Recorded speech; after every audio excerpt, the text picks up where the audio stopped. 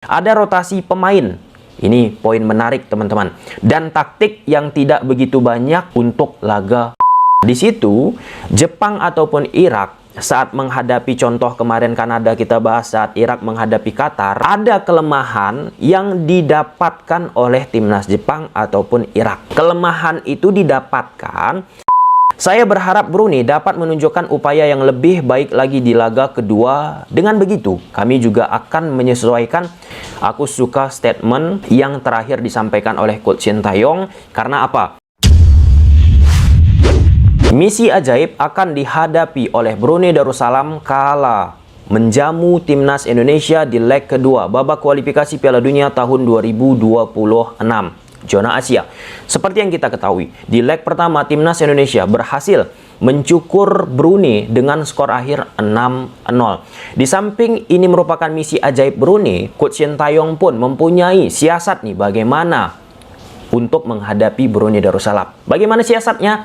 Simak video ini sampai habis. Sebelum lebih jauh, aku nggak pernah bosan-bosannya untuk ingatkan teman-teman, ketika teman-teman tonton video ini, sekalian tekan tombol like-nya. Oke. Poin yang disampaikan oleh Coach Sintayong ini berdasarkan dari website resmi PSSI. Ini Coach Sintayong bersama Fahrudin Haryanto dengan judul target menang besar dan rotasi pemain untuk timnas Indonesia. Timnas Indonesia menargetkan kemenangan telak di laga leg kedua melawan Brunei Darussalam. Hal tersebut dikatakan oleh pelatih Sintayong jelang laga kedua tim pada Senin di Hassanal Bolkiah National Stadium, Brunei. Poinnya, kami dalam kondisi yang bagus dan fit. Kami akan melakukan yang terbaik untuk para pendukung di Indonesia ataupun yang ada di Brunei. Ditambahkan oleh Coach Shin, hal yang alami di sepak bola adalah kita bisa mencetak banyak gol atau tidak. Itu berlaku juga untuk pertandingan esok hari. Kami akan melakukan yang terbaik. Tetapi sebenarnya kami fokus di pertandingan grup di bulan November nanti. Kita akan melakukan pertandingan yang kita inginkan besok. Ada rotasi pemain. Ini poin menarik teman-teman. Dan taktik yang tidak begitu banyak untuk laga besok.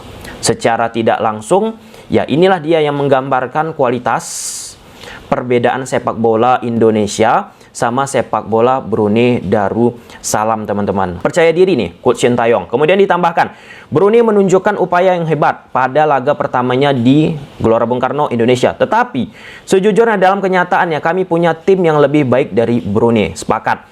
Saya berharap Brunei dapat menunjukkan upaya yang lebih baik lagi di laga kedua. Dengan begitu, kami juga akan menyesuaikan permainan mereka dengan bermain lebih baik lagi dan bekerja lebih keras lagi. Aku suka statement yang terakhir disampaikan oleh Coach Sintayong. Karena apa? Kita sudah membahas kontender dari timnas Indonesia, Jepang, Irak, Vietnam, dan lain sebagainya. Dan aku harap video kemarin, kalau kita membahas Jepang, Irak, teman-teman sudah menontonnya. Nah, di situ Jepang ataupun Irak saat menghadapi contoh kemarin Kanada kita bahas saat Irak menghadapi Qatar, ada kelemahan yang didapatkan oleh timnas Jepang ataupun Irak. Kelemahan itu didapatkan tentu ketika menghadapi tim yang mungkin setara atau tim tersebut dari sisi permainan lebih superior. Sederhananya seperti itu. Jika kita menghadapi tim yang inferior, bahkan kualitasnya jomplang jauh banget, titik lemah itu biasanya jarang terekspos. Nah, kalau kita tarik laga Indonesia menghadapi Brunei Darussalam di leg pertama teman-teman, ya ada beberapa kali sisi bocor di 4 back yang dibangun oleh Coach Sintayong. Nah, sisi bocornya itu nggak tereksploitasi, nggak terekspos. Karena apa? Kualitas yang dimiliki oleh Brunei Darussalam. Nah, dengan harapan Coach Sintayong, Brunei bisa lebih step up, menampilkan permainan yang lebih menggigit di leg kedua, itu menguntungkan untuk timnas Indonesia. Di atas angin udah posisi Indonesia nih, 6-0. Jarang loh sebuah klub ataupun timnas bisa memutar balik keadaan tersebut dengan misalnya skor 7-0, 8-0. Nah, dengan posisi Coach Sintayong mengharapkan Brunei bisa menampilkan posisi yang lebih baik lagi, maka akan ketahuan itu titik-titik mana yang harus diperbaiki oleh Coach Sintayong ke depannya untuk menghadapi event di bulan November. Mantap. statement dari Coach Sintayong. Sementara itu, dari sisi Fahrudin Arianto sebagai pemain berharap bisa lolos ke putaran berikutnya. Harapan saya sebagai pemain, kita punya tujuan di sini bahwa kita ingin memastikan diri lolos ke putaran berikutnya. Kesimpulannya, posisi dari timnas Indonesia fit, siap untuk menghadapi Brunei Darussalam.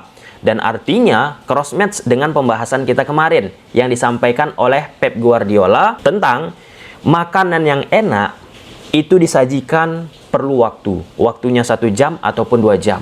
Good food need time to be cooked, need time. There. Half an hour, 1 hour. You put in microwave, it's not the same. So now everything is so quick. We want results immediately when we don't have time to the players to settle good, to understand the things immediately.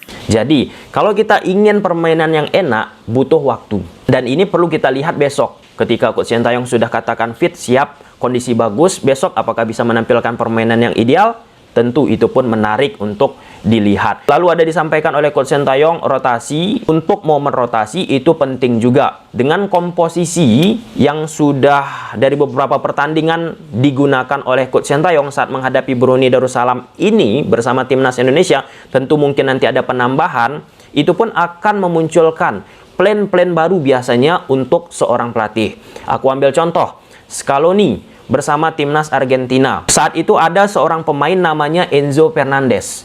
Pada saat turnamen di Piala Dunia, Enzo Fernandez tidak menjadi pemain utama bagi Lionel Scaloni. Namun ketika ada Argentina bermasalah, ia melakukan rotasi terhadap posisi yang ditempati oleh pemain Argentina sebelumnya. Dimasukkanlah Enzo Fernandez. Ketika Enzo Fernandez bermain prima, Enzo Fernandez sampai dengan laga final, dia terus-menerus mengisi posisi midfielder dari timnas Argentina. Ketika Enzo Fernandez memberikan hasil yang sensasional bersama Argentina, direkrut oleh Chelsea. Argentina awalnya pakai 2 back melawan Australia, tapi tiba-tiba kenapa ya Argentina pakai 3 pemain di bawah saat Enzo Fernandez masuk di antara 2 center back Argentina, yaitu Otamendi dan Romero. Ya, ini namanya permainan superioritas. Argentina coba ciptakan struktur unggul jumlah saat build up lawan Australia dengan 3 versus 2. Enzo Fernandez masuk di antara 2 center back itu, istilahnya salida la Volviana. Taktik itu dipopulerkan oleh Pep Guardiola, tapi diciptakan oleh pelatih dari Meksiko, Ricardo Lavolpe. Kenapa harus 3 pemain? Karena jika 2 versus 2 seperti di momen ini akan mengalami kesulitan Argentina memprogresikan bola ke depan. Dengan 3 lawan 2 akan lebih mudah memprogresikan bola ke depan. Akhirnya di babak kedua Argentina di menit 50 bermain dengan pola 3-5-2. Gimana menurut teman-teman? Silahkan komentar. Nah, atas dasar itu kita ambil menjadi salah satu contoh teman-teman. Ini merupakan turning point bagi pemain-pemain timnas Indonesia yang mungkin dari sisi menit bermain kala dipanggil oleh Coach Sintayong bergabung bersama timnas bisa menunjukkan di atas lapangan. Kenapa ini menjadi turning point? Agar pemain-pemain tersebut pun bisa nih menjadi kepercayaan utama nantinya next-nextnya bagi Coach Sintayong ketika meramu taktikal. Dan pada akhirnya ketika kita bicara Coach Sintayong bersama timnas Indonesia dalam merumuskan permainannya teman-teman, Coach Sintayong aku mengamati dia selalu menyelaraskan apakah pemain itu sudah paham dalam deep gagasan ide taktikal yang dimiliki oleh Coach Sintayong. Kalau misalnya masih terlihat dalam batas ambang ragu-ragu pemain tersebut mengambil keputusan di atas lapangan ketika diberi kesempatan, biasanya dipikir oleh Coach Sintayong untuk bisa memberikan kesempatan lebih jauh terhadap pemain tersebut. Namun kalau kita lihat nih, pemain yang diturunkan oleh Coach Sintayong, kalau kita bedah dari belakang, Nadio dulu sempat menjadi pemain utama, tetapi seiring berjalannya waktu Nadio tidak begitu prima, tidak dipanggil, kemudian sekarang dipanggil lagi atas penampilan yang positifnya bersama Borneo. Nadio dimainkan menjadi starting line up karena dari sisi pemahaman Nadio udah tahu nih apa yang dimau oleh Coach Sintayong. Kemudian kalau kita bedah lagi pemain belakang, kemudian kalau kita bedah lagi satu persatu pemain tengah, pemain depan, ini secara koheren pemain-pemain yang sudah tahu nih bagaimana yang diinginkan oleh Coach Sintayong, dan pemain-pemain tersebut pun dari sisi karakteristik dengan apa yang dimainkan oleh Coach Sintayong sudah cross match. Nah, hal ini kita pun sudah membahas ya. Contoh seperti striker. Kenapa Coach Sintayong cari itu striker yang pergerakannya mobile, dinamis, nggak statis teman-teman. Itu udah kita bahas sekitar 6 bulan sampai 8 bulan pertama kali Coach Sintayong berlatih di timnas Indonesia. Oke, kita simak untuk laga Indonesia menghadapi Brunei di leg kedua, yang tentunya jika tidak ada malapetaka ataupun situasi-situasi aneh yang terjadi, Indonesia sudah bisa dikatakan lolos nih masuk ke putaran selanjutnya. Ya, aku pun berharap Brunei Darussalam menampilkan permainan yang oke di pertandingan tersebut. Oke, sampai sini aja dulu teman-teman videonya. Bye.